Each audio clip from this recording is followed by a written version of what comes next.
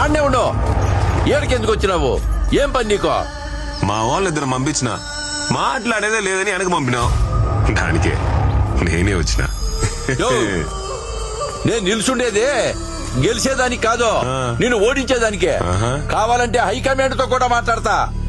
నేను సత్యాంత వరకు నీకు సీటు తక్కనివ్వను.